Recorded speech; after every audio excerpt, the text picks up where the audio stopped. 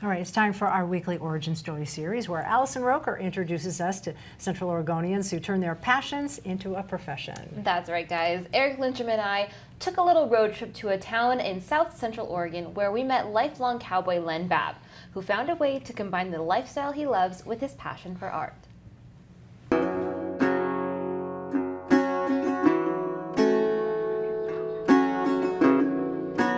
Paisley, Oregon. Population 241. This is cattle land, and the people that live here are cowboys, ranchers, and big sky lovers. We come here in 73. It's cow country for one thing. It's big, wide open, and no hustle or bustle. Love it. 80 acres of this land belongs to lifelong cowboy and 40-year Paisley resident Len Babb. In a scale of 1 to 10, if you're a cowboy, that's a good place to be. It doesn't matter if you're a 1 or a 10. It's just knowing that you're in there makes you feel good. That's the way I am. The majority of his 77 years have been spent making a living on the back of a horse, herding cattle, breaking horses, and working various ranches. But today, it's his lifelong hobby of painting the scenes he was once a part of that fills his time.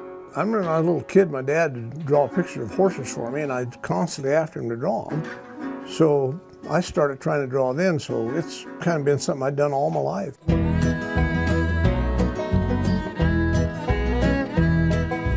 Oh, I will walk right through the valley.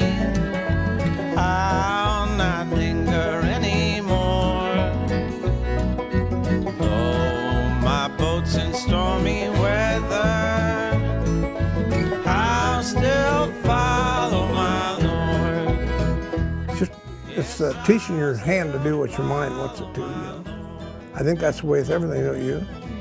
Shooting a gun or whatever, it's teaching your hands to do what your mind wants them to do. I'll hold on to the reward when it's hard to see the glory.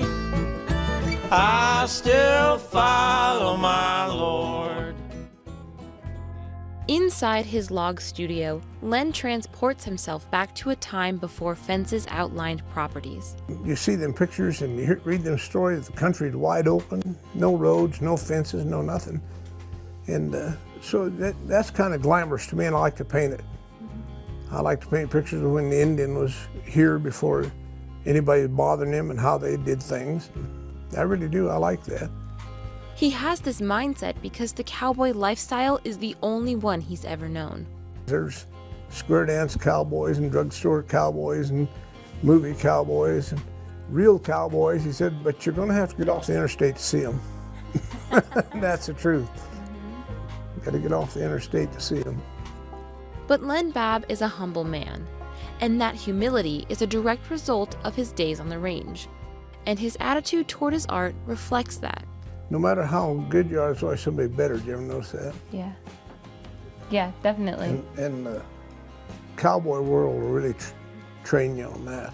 How does that feel to know that somebody paid $13,000 for something that you made right in this room? It's kind of frightening. Why? Well, I don't know exactly how to say it, but that's a lot of money for something I did, you know. Cowboy wages didn't work like that. But I'm proud of it.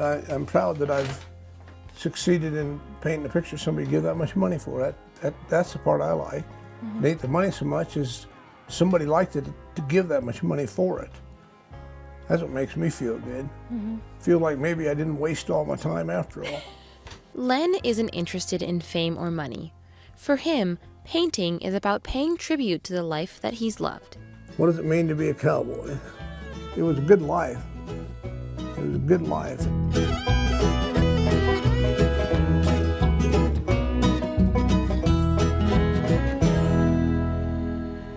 If you're pining for the days of the Wild Wild West and you would like to view or purchase some of Len's work, you can visit his website online at lenbabbwesternart.com.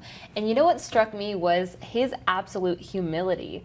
Like, he's just such a humble guy. Yeah. They made us lunch. It was we spent the whole afternoon with them. It was amazing. Yeah, it really depicts, it really takes you back to that time of, you know, when they were wrangling and on the range. Yeah.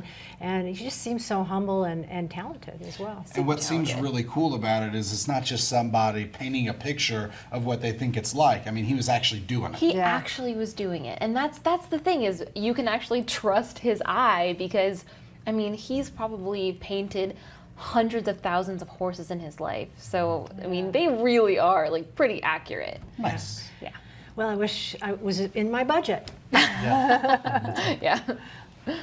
Thanks. Thanks, guys. All right, now.